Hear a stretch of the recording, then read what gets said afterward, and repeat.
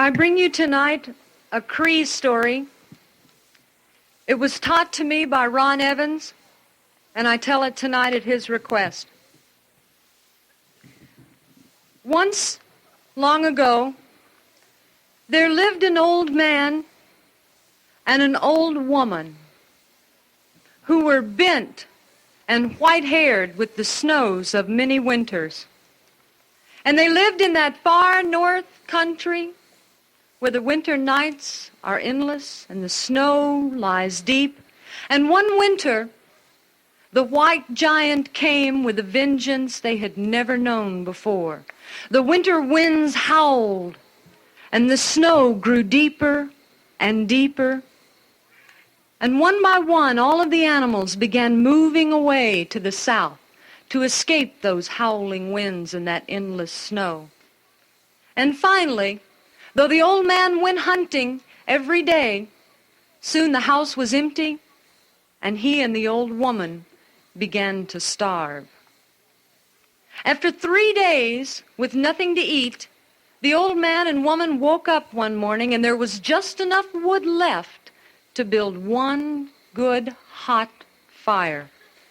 And the old man said, "Old woman, I know today I will find something for us to eat, and I'll need that wood to build a fire to cook it with. So you just wait here for me until I return." And he went on out to hunt. Well, that old woman, she'd never been a very nice old woman to begin with. And what with 3 days of nothing to eat and all of this snow, she wasn't in a very good mood. She said, "That old man thinks I can stay here in the cold while he goes hunting. I'm going to build me a fire. And if he wants another fire when he comes home, he can just go out and find more wood." So she took all of that wood and she built it up into a great roaring fire, and she stood over it, warming her hands. But she got one hand a little too close to the fire and burned it and popped it in her mouth. She went, "Oh!" After 3 days with nothing to eat, that burned finger tasted pretty good. So she began chewing on it. And then she put her whole hand in the fire and she cooked that, and she ate it. And pretty soon she was just gnawing away without even bothering to cook it until she'd eaten herself all up. And she was nothing but a rattly old skeleton. And she was still hungry. So she went into the corner and she hid. And pretty soon her old man came home carrying a deer across his back. And he said, "Old woman, you built a fire. How am I going to cook this deer I caught?" And a voice from the shadows said, "That's all right. I like my meat raw." And here she came, a pile of bones rattling out of the corner, headed straight for that old man, going,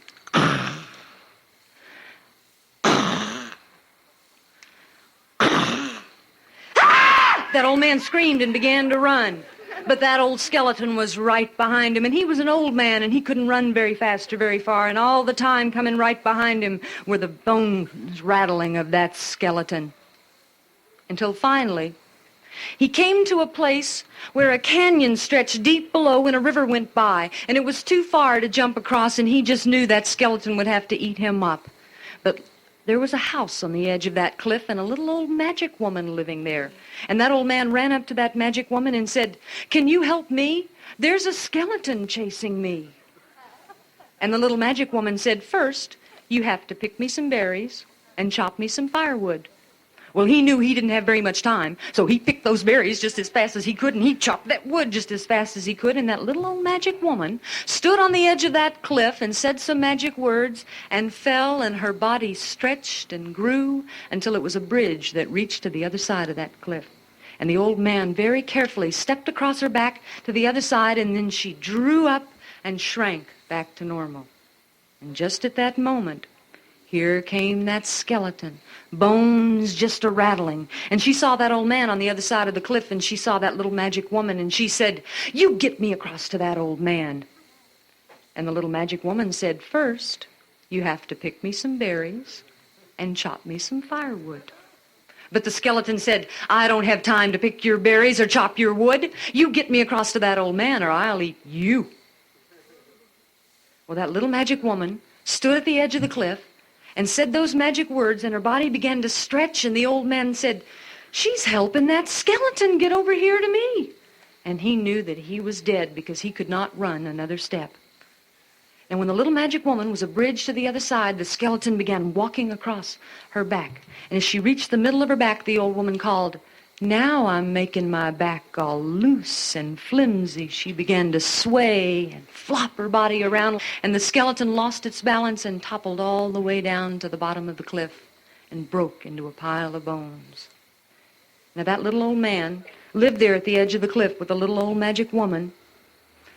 And it is said that to this very day, if you walk to the edge of that cliff, way far below, as the river runs over the rocks, you'll hear the sound.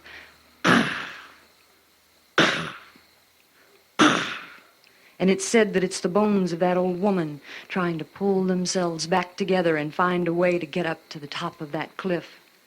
And the Lord help us all if she should ever find it.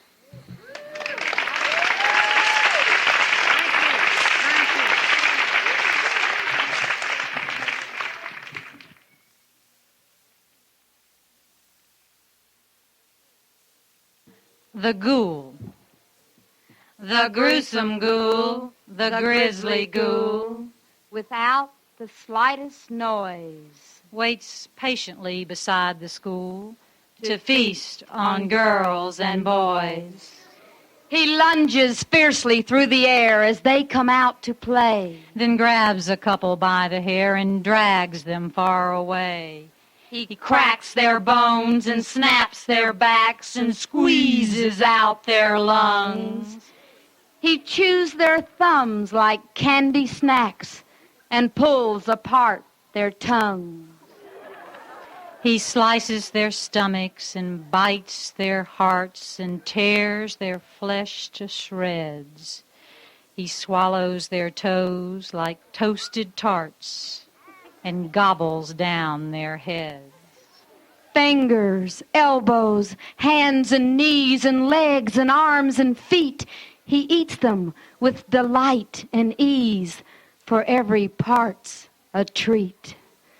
And when the gruesome grisly ghoul has nothing left to chew, he hurries here and waits, perhaps for you. The Ghoul, Jack Berlutsky. Thank you.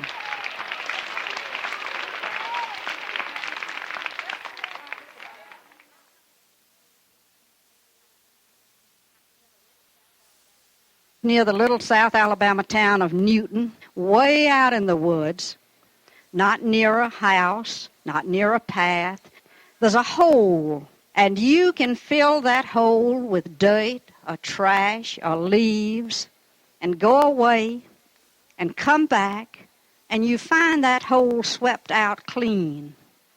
Now, I don't know what sweeps that hole out clean, but the people who live around there say that it is the ghost of Bill Skeeto.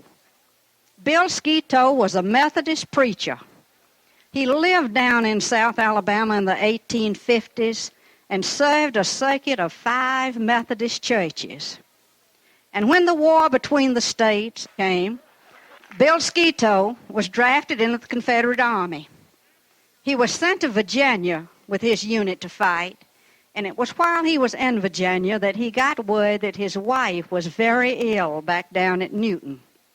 He knew there was no one to help nurse her, so he did what was often done in those days. He paid someone to take his place in the army so he could go home to see about his wife. Well, when he got home, he found that she was indeed very ill, and he had to stay a long time nursing her. And he stayed so long that people began to talk about him. They began to whisper a little bit first and say,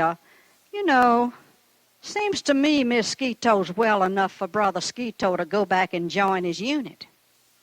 Then they began to say, I'm afraid Brother Skeeto may be a coward.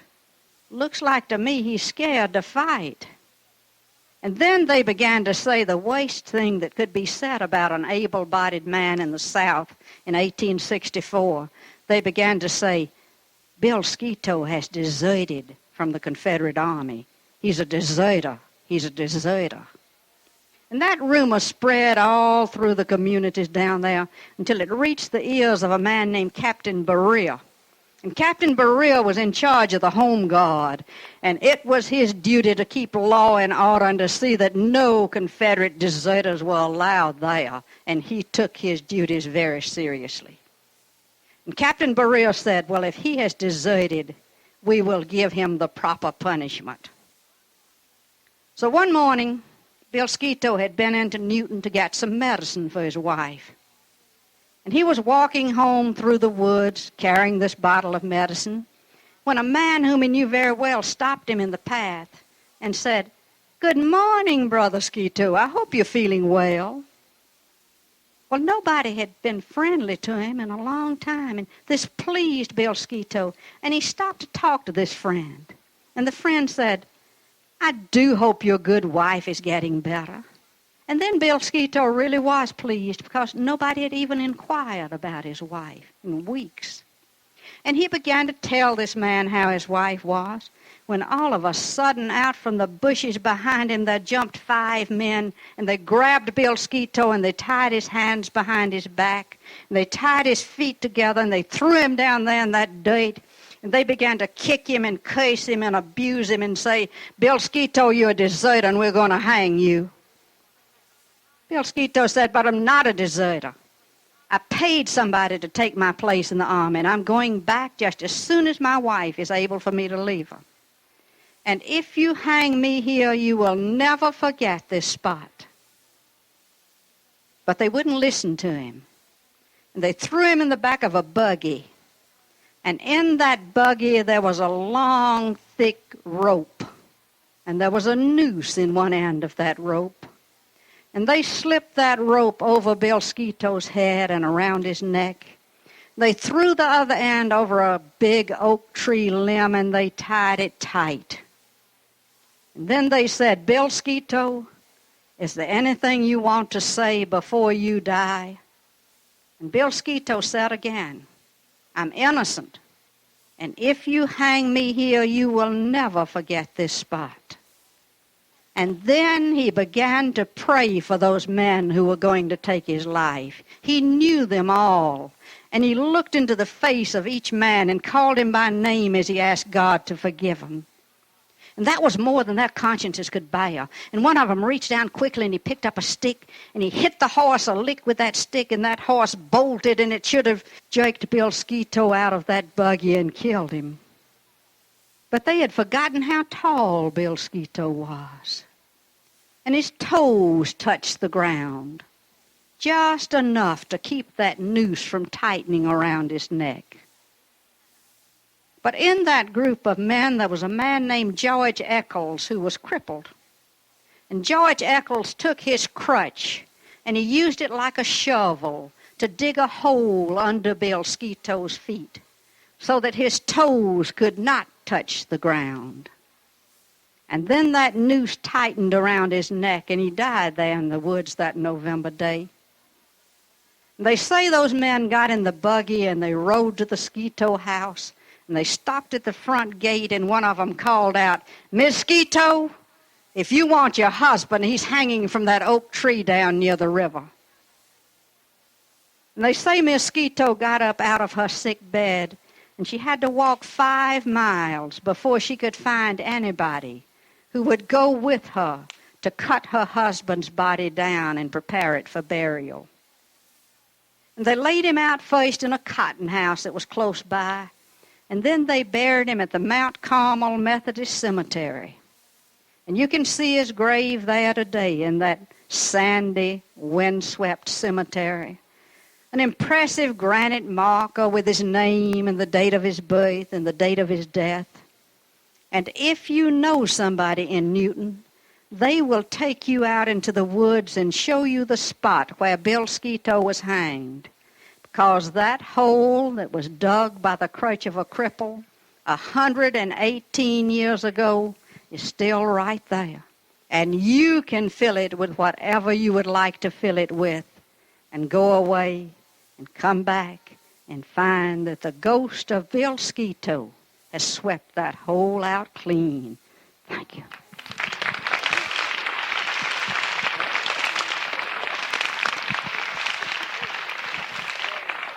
Now, you're not ever to be frightened by ghost tales, and I want to give you this reassuring word at this point.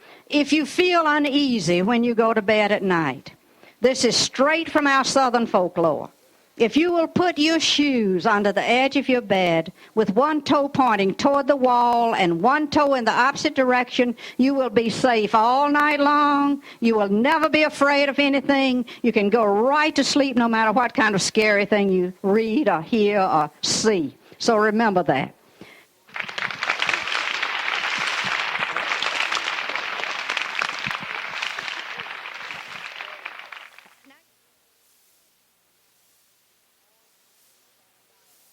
All peoples have a dialect.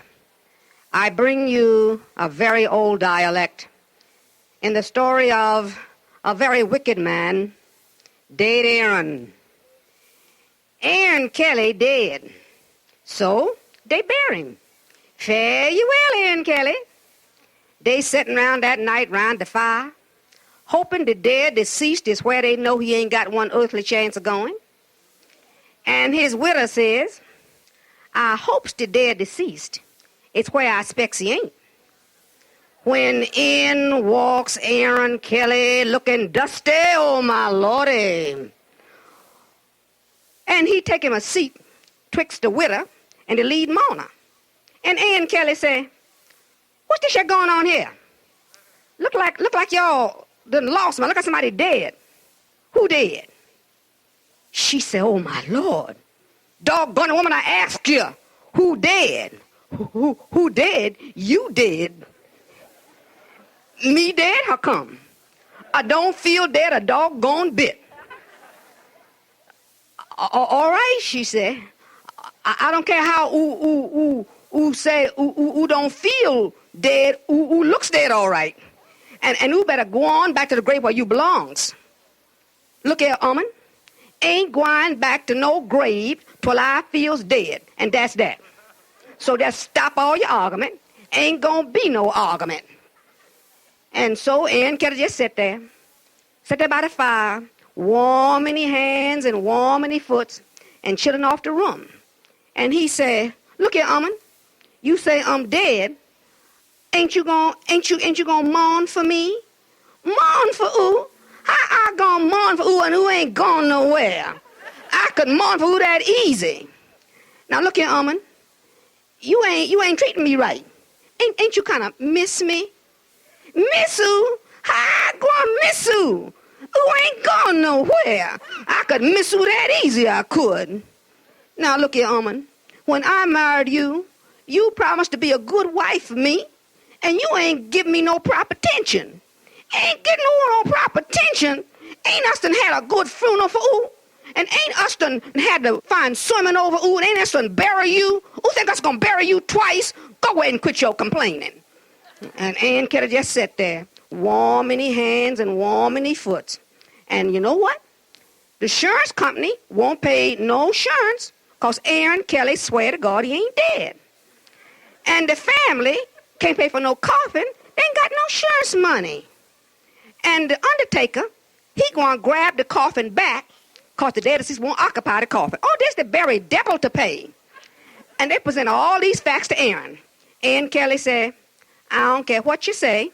Ain't going back to no grave till I feels dead. And she said, oh, my Lord, how long is your corpse going to last? And the lead mourner said, can't last long because it's too hot.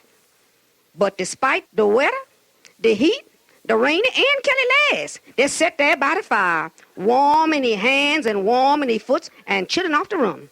Well, about that time, there comes the best fiddler in the county. He come a-coating the widow. So he come sit on one side of the fire, and the widow and Ann on the other side of the fire. And Ann Kelly just sat there, and she said, how long this year corpse gonna last? Well, the fiddler, he sit her, and he try to side, but you know, sittering and siding and making Sal's baby no shape. And so Aaron Kelly just sat down. After a while, he said, you know what? This be a very dreadful, dry situation. This ain't very Joby. Let's be Joby. Let's just have us a tune and dance a while. Well, the fiddler picked up his fiddle. He began to play a tune. And oh, that fiddle began to sing. And oh, Aaron Kelly, he shake himself. And he move around.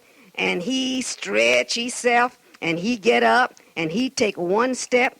And he take another step. And then he begin to dance. Oh, with a bone head a wackling, and the arms a flip-flopping up and down around the room. Oh, he danced and he pranced, and he was just dancing up and down and round the room.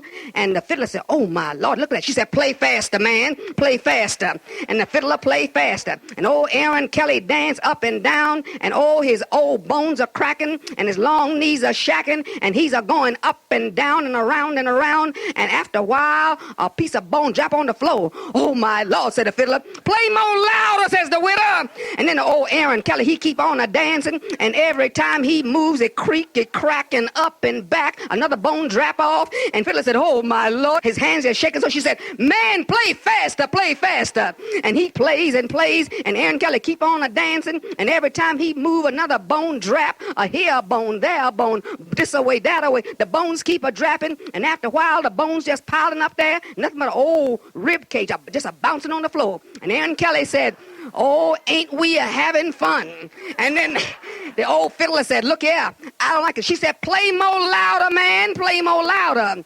And then after a while, all them bones go, but that old head keep on a-dancing. And oh, the head just a-flopping. And them long yellow teeth just a-snapping. And the head just a-clapping along there, you know. And then with the yellow teeth tells the fiddler, ain't us cutting the buck? Ain't us having some fun? And the fiddler ain't got no use for no head that act like that head. He said, look here, widow, I need some more rosin for my bowl. And he left that place. I guess he ain't found it yet because he ain't come back.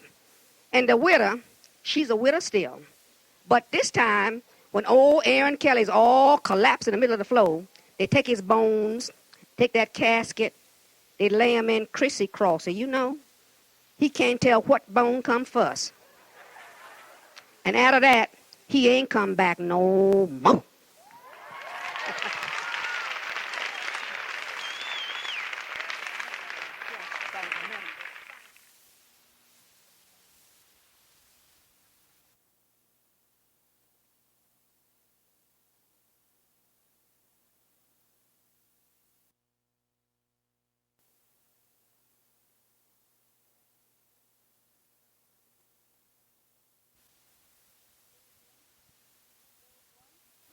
There was once a woodcutter who went to the same forest every day to chop wood.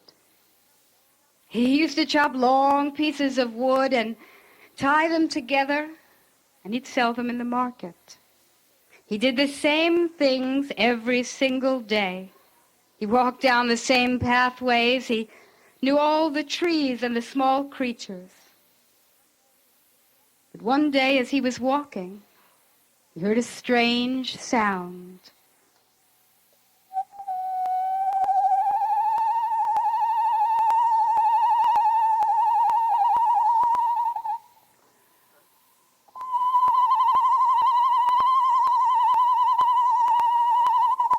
And he looked, and there beneath the leaves was a bamboo trap. And in that trap were captured 2 white birds. Oh, poor birds, said the woodcutter. If I don't set you free, you will die. So he opened that trap, and he let the 2 white birds fly away.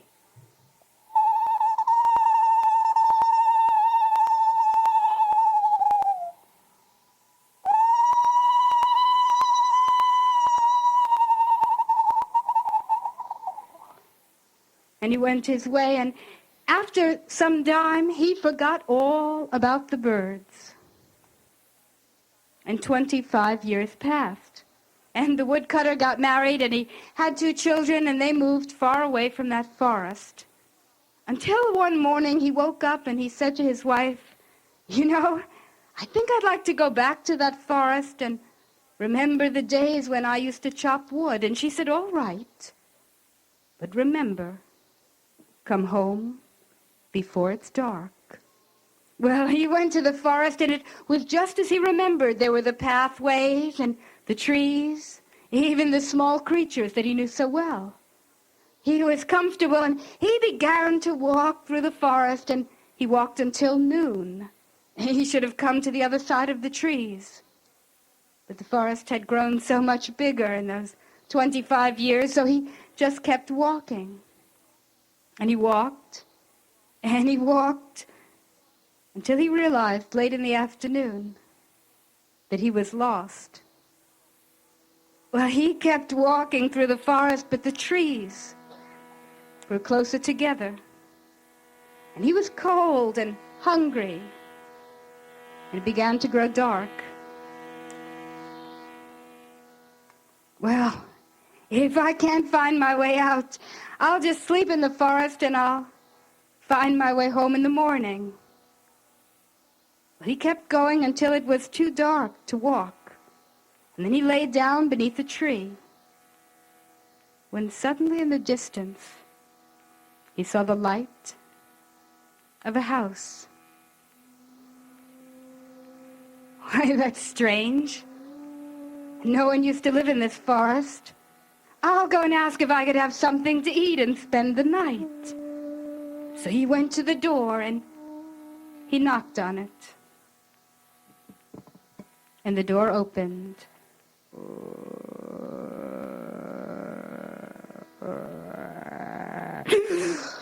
A chill ran down the woodcutter's back. For standing there was the strangest woman that he'd ever seen. She had long, straight black hair that hung to her knees. Her skin was so white, it looked like paper. And her eyes were so bright, as if they were on fire. Why, he would have run away. But the food that she was cooking smelled so good. Can I help you? Oh, I just wondered if I could come in and have something to eat and spend the night. Come right in. And she shut the door. That chill went down the woodcutter's back. But the food that she was cooking smelled so good. The woodcutter sat down at the table, and she gave him 3 bowls of food, one of rice, one of vegetables, one of sweet meat. He was so hungry, he began to eat. He ate everything in the bowls, and he finished it and thought he would ask that woman for more food. But when he stood up, she was no longer in the room. Then he heard a sound.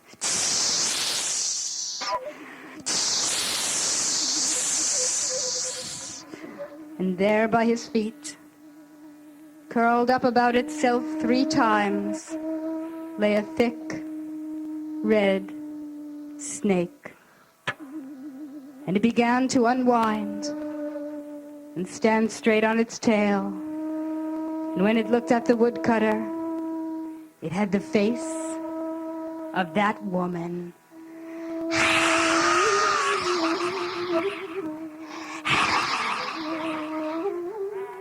I have waited for you for 25 years. Do you remember those 2 white birds that you set free? They were mine, and I swore that I would kill you.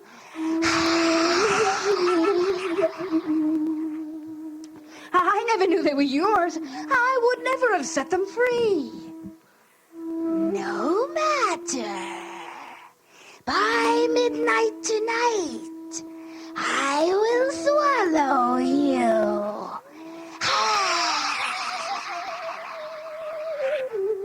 Well, please.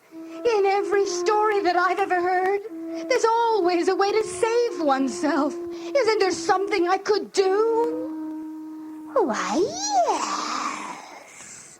There is one thing. In this forest, there is an old temple with a bell that has not been rung for 200 years.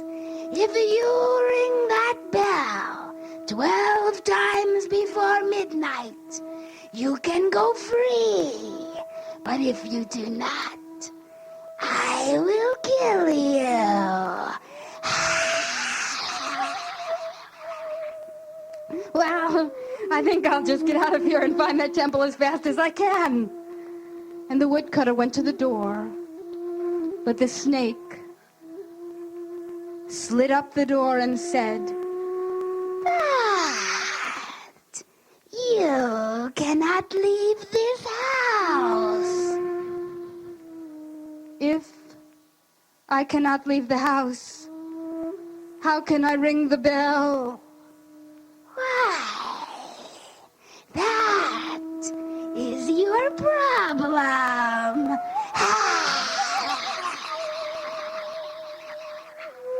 Well, what could he do? He sat down at the table. He tried to imagine the temple. He tried to think the bell to ring. But nothing happened. So he realized he was going to die. Then he heard the snake slide along the floor. And she crawled about herself 3 times. And she watched him with one eye open.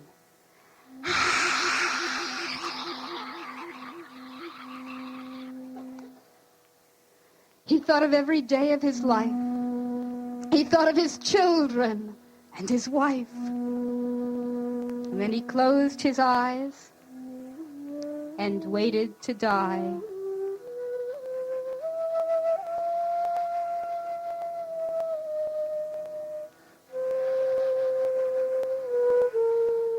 At 5 minutes to midnight, he heard the snake.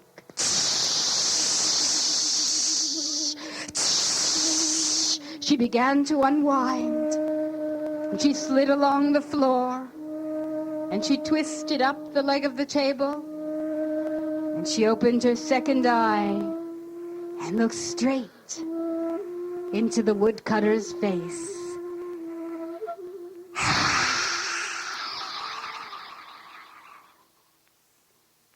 When all of a sudden, he heard a sound in the distance.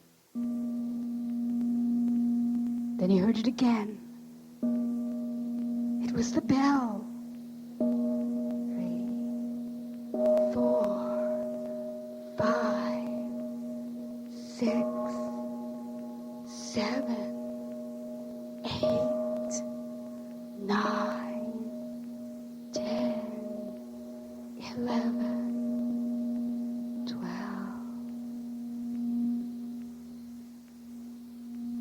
In that moment, the house vanished, and the snake disappeared in thin air, and he was standing alone. Why, who rang the bell? Who saved me? He went to search for that temple, and not far from where the house had stood, he found an old stone door covered with ivy, and he opened it.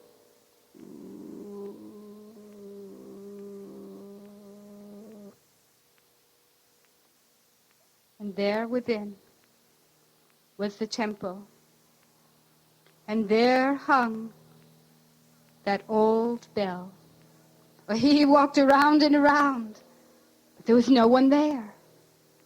And it looked like it had not been rung in 200 years. Until he noticed, at the very edge of the bell, white feathers and blood. And lying beneath the bell were the 2 white birds. They had thrown themselves against the bell to save the woodcutter who had saved them. Well, he picked them up in the palms of his hands, and their hearts still beat. So he tore the cloth from his shirt, and he wrapped their wings, and he cared for them, and he fed them, and he stayed with them until they were healed. And one day, he opened those old stone doors and let the 2 white birds fly away free.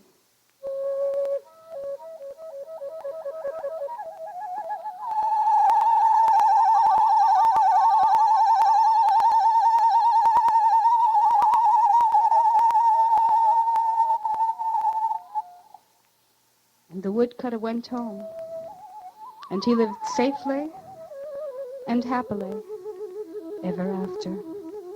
Thank you.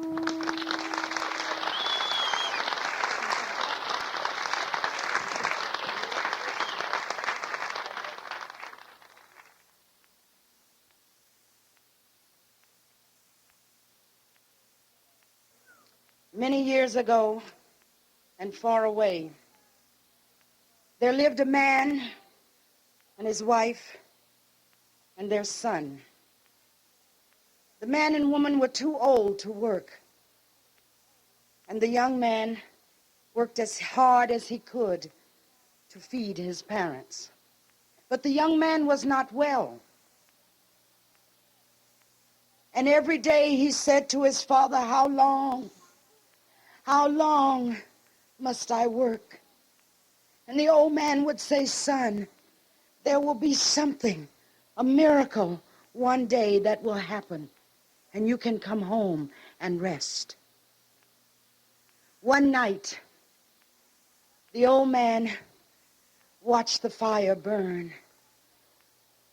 And his wife said to him, why do you look so worried? The old man said, listen, can't you hear the storm? I have expected my old friend to visit tonight. The roads are too bad for him to walk the hill from the town.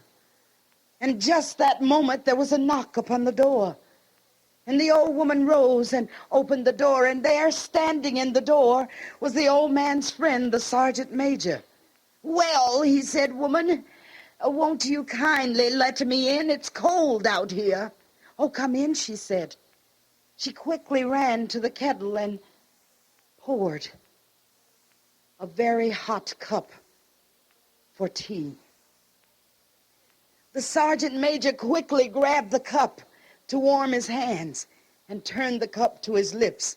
Oh, he said, it's a cold night. Oh, said the old man, come over here and sit before the fire. I thought the storm was too bad for you to walk to my home to visit. Oh, said the sergeant major, I may be an old man, but I'm a strong old man. Oh, said the old man, would you like some tobacco? Do you have your pipe? Indeed, said the sergeant major, but I am a little poor. I would like some tobacco. And the old man passed the tobacco tin to the sergeant major. He reached deep into his pocket for his pipe, and as he pulled the pipe from his pocket, something fell to the floor. He quickly looked around to see who saw it, pulled it up and placed it back into his pocket. But the old man said, what was that? I saw that. What was it? Nothing, said the sergeant major. Nothing that you should concern yourself with, just a trinket that I carry. But I've never seen anything like that. Let me see it. Why do you keep it a secret from an old friend? He placed his hand again into his pocket, and he pulled the trinket toward the fire, and he turned it first one way and then the other. And the old man said, what is that? I've never seen anything like it. What is it? And the sergeant major said, it is the monkey's paw. I have tried to give it away. I have tried to throw it away. I've tried to destroy it. And with that, he threw it into the fire. But the old man walked before the fireplace, and he said, look, it does not burn. And he quickly raked it from the fire. And he held it up and he said, tell me about it. It's magic, said the sergeant major. It contains 3 wishes, but they are evil. Throw it back, my friend, throw it back. 3 wishes, said the old man. Does it work? Does it really work? You make the first wish, my friend, said the sergeant major, and you must make the other two. You hold it high into the air, and you make your wish. If it moves as you bring it before your face, your wish will come true. I shall remember that, said the old man, and he placed it into his pocket. They talked of many things that night. The sergeant major got up to leave. As he crossed to the door, he said, "Throw it away. Throw it away. Throw it away." And as the sergeant major closed the door behind him, the young man walked to his father and he said, "Is this indeed what we have waited for?" And the old man said, "I don't know. If we wish for just a small amount of money, perhaps the evil will not be so great." The old man lifted the paw high into the air, and he made the wish. "I wish for $200. And as he pulled the paw down before his face, it moved, and he threw it to the floor.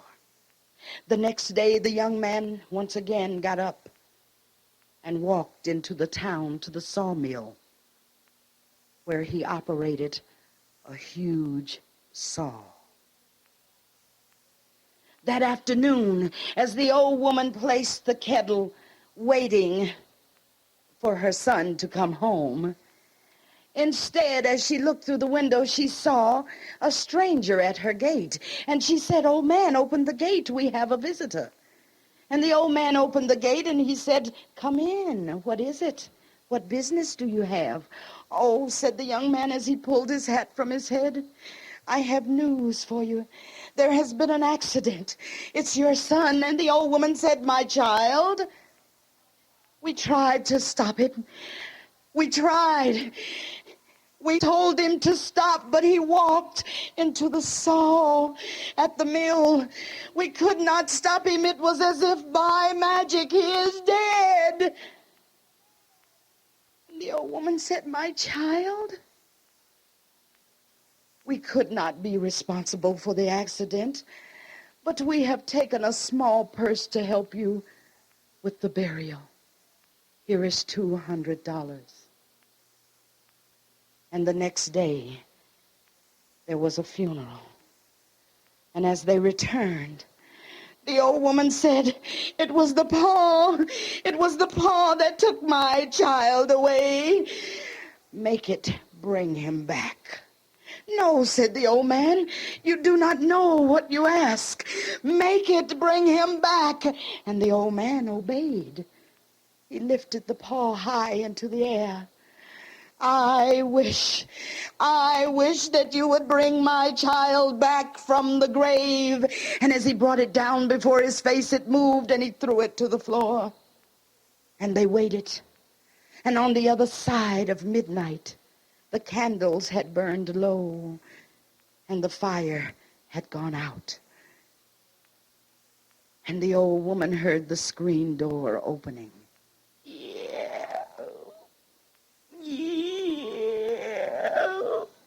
And she saw the doorknob turning, and she said to the old man, "That's my child. He's come back. I shall open the door." "No," said the old man, "please, you cannot." And she ran toward the door, but this was a bad day and time, and there were many locks upon the doors.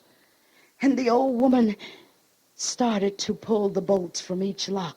Just as she reached the very last lock, the old man said, "No," but he remembered one more wish.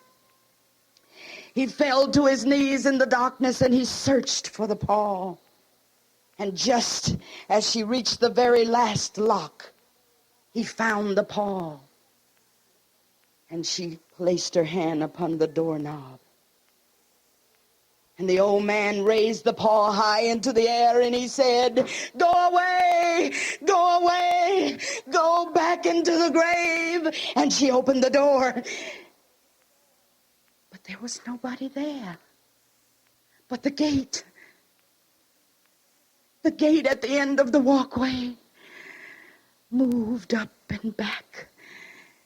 as if someone or something had just passed through. I must remind you, if at any time you should place your hand deep into your pocket and you should feel something most strange, throw it away! Throw it away! It's the monkey's paw. And that's the end of that.